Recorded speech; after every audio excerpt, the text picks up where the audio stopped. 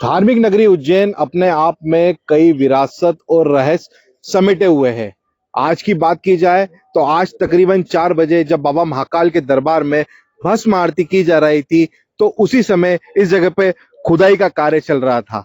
आपको बता दें, पोकलेन और जेसीबी से यहाँ एक निर्माण कार्य को लेकर टनल बनाई जा रही है। इसी खुदाई के दौरान यहाँ से एक शिवलिंग निकलता है। आप तस्वीरों में देखेंगे, यही वो शिवलिंग है जो काफी पुराना बताया जा रहा है। और जैसी इसकी सूचना मंदिर प्रशासन को लगी, पुजारियों को लगी, उसके बाद में यहाँ पे विधिवत रूप से पूजन अर्चन किया गया। और आपको बता दें, इस शिवलिंग के साथ में कुछ अवशेष भी निकले हैं जो कि पत्थर नुमा है, लेकिन इन्हें चौखट और मंदिर के हिस्सा बताया जा रहा है।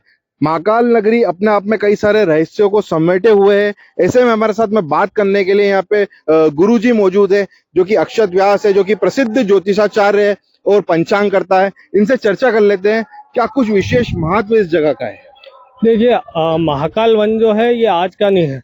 महाकाल वन इस ब्रह्मांड की उत्पत्ति से भी पुराना स्थान है। ऐसा स्कंद पुराण के प्रथम अध्याय में हमें प्राप्त होता है कि जिस समय ग्रह नक्षत्र आदि भी नहीं थे, पृथ्वी भी नहीं थी, उस समय भी भगवान महाकाल यहाँ पर विद्यमान थे। मतलब ये स्थान ब्रह्मांड की उत्पत्ति का स्थान है।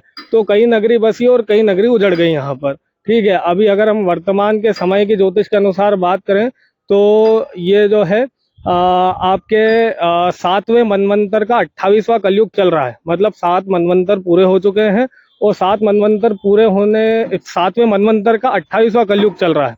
तो ये आपकी जो है देखने और समझने वाली बात है कि हमने अगर इतनी गणना की है तो हम इतने प्राचीन हैं, तभी हम ये बता पा रहे हैं कि आज 28वां कलयुग चल रहा है। ठीक है, हम गणना करते हैं 100 साल, 200 साल, 500 साल, हद से हद हम 10,000 साल की गणना कर लेते हैं। लेकिन एक चतुर्युगी का मान ही जो है 42 लाख साल होता है।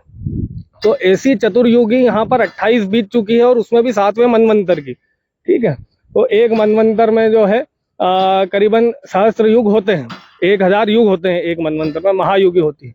तो इतना प्राचीन ये स्थान है। तो इस स्थान में जहाँ कहीं पर भी खोदा जाएगा तो कुछ ना कुछ अवशेष प्राप्त होंगे ही, प्राचीन समय के, प्राचीन सभ्यता के, प्राचीन मंदिरों के। और दूसरी अगर हम बात करें तो हम जो है यहाँ पर भगवान श्री कृष्ण के जो गुरु थे सांदीपनि ऋषि, उनकी वंश परंपरा में है। उनसे हम जो है 201वें आते हैं। ऐसे हमारे जो मतलब पूर्वजों से भी जो हमें प्राप्त होता है, जो ज्ञात होता है। तो हमारे दादाजी, हमारी परदादी को हमने देखा तो परदादी भी ऐसा बताती थी। और स्कंद पुराण में भी ऐसा उल्लेख है कि 2 देवियां महाकाल महाराज महाकाल मंदिर के पास में 2 देवियां टीले पर स्थापित है, सम्मुख होकर के। सम्मुख मतलब आपस में एक दूसरे की तरफ मुख करते हुए। तो उस तरफ तो माता हरसिद्धि है। और ये बताते थे कि यहाँ पर महाकाली का स्थान है। तो महाराजवाड़ा का टीला है, इस टीले पर महाकाली का स्थान बताया गया है। ये महाकाली का जो स्थान है ये भगवान शिव की शक्ति है। एकादश रुद्र में जैसे कपाली, पिनाकी, ऐसे नील लोहित, ऐसे भगवान महाकाल भी एकादश रुद्र में से एक है। तो हर रुद्र की अपनी एक शक्ति है। तो महाकाल की जो शक्ति है वो महाकाली है।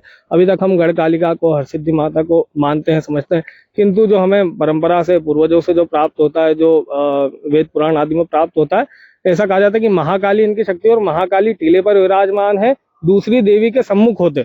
तो दूसरी देवी के सम्मुख होते हुए यही स्थान है। तो इसे अगर देखा जाए, खोदा जाए और इसमें जो है जांच पड़ताल की जाए, पुरातत्व विभाग को बुलाया जाए और विधिवत सब देखा जाए तो निश्चित ही यहाँ पर देवी का मंदिर प्राप्त होगा। गुरु जी, ये शिवलिंग को देखकर आपको क्या प्रतीत होता है, कितना पुराना होगा? क्योंकि आप जो है लगातार जो है धर्म कार्यों में रहते हैं, कई सारे शिवलिंग आपने देखे हैं, क्या बोलेंगे? देखिए, यह शिवलिंग तो मतलब अत्यंत ही प्राचीन प्रतीत होता है। क्योंकि अभी के हम शिवलिंग की बात करें या कुछ समय प्राचीन सिद्धिया काल के जो शिवलिंग है उनकी भी बात करें, या उससे भी पहले अगर हम चले जाएं, तो शिवलिंग इस प्रकार से नहीं होते थे। शिवलिंग के जो है आकृति है जलाधारी, और जलाधारी पर जो है शिवलिंग भगवान का चिन्ह जो है वो स्थापित होता था। पुराने समय में नीचे ब्रह्म स्थान, विष्णु स्थान और फिर रुद्र स्थान हमें प्राप्त होता था। तो अभी अगर हम शिवलिंग की आकृति देखें तो ऊपर में तो भगवान का रुद्र स्थान है, लेकिन नीचे ब्रह्म और विष्णु स्थान भी आपको मतलब जलाधारी के नीचे तक मिलेगा। तो ऐसे शिवलिंग अभी या आज से हम संध्याकालीन की बात कर ले या उससे पहले भी बात कर लें तो इस प्रकार के शिवलिंग नहीं होते थे। ये शिवलिंग अत्यंत ही प्राचीन प्रतीत होता है। कम से कम देख करके ऐसा प्रतीत होता है कि करीब सहस्त्र या द्विसहस्त्र वर्ष पुराना ये शिवलिंग हो सकता है।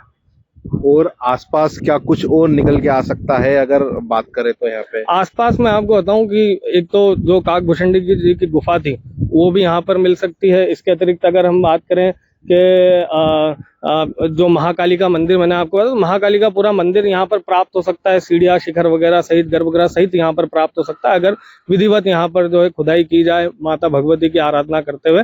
तो भगवान महाकाल की जो शक्ति है महाकाली, उनका पूरा एक दिव्य दरबार यहाँ पर आ सकता है, ऐसा हमने पूर्वजों से भी सुना है और ऐसा पुराण में भी वर्णित है। आपके पूर्वज कौन है और क्या सुना है आप? थोड़ा सा हमारे जो पूर्वज हैं, असल में हम भगवान श्री कृष्ण के जो गुरु थे सांदीपनि ऋषि, उनके वंशावली में है। उनसे हम जो है 201वें आते हैं और महाकालेश्वर मंदिर के भी हम नेमनुकदार पुजारी हैं, स्टेट काल से भी पुराने समय से। और हमारे जो दादाजी हैं वो यहाँ पर पंचांग निकालते हैं और दादाजी के समय से यहाँ पर हमारा पंचांग निकलता आ रहा है। काल गणना की नगरी है, इस काल गणना की नगरी में काल गणना करने वाले हम लोग हैं। और वर्तमान में भी हमारा पंचांग निकलता है पंडित आनंद शंकर जी व्यास के नाम से, जो पंचांग निकलता है नारायण विजय पंचांग, महाकाल पंचांग, वह पंचांग हम बनाते हैं और यहाँ से हम काल गणना करते हैं। काल गणना समय की गणना हम करते हैं यहाँ से। तो निश्चित तौर पे ये थे पंडित अक्षत व्यास, जिन्होंने हमें कई सारे रहस्यों के बारे में बताया। क्योंकि महाकाल मंदिर है, महाकाल वन यहाँ पर हुआ करता था, तो निश्चित तौर पे अगर यहाँ पे और खुदाई की जाएगी तो कुछ ना कुछ अवशेष और मंदिर जरूर प्राप्त होंगे। उज्जैन से जी मीडिया के लिए अनिमेश सिंह।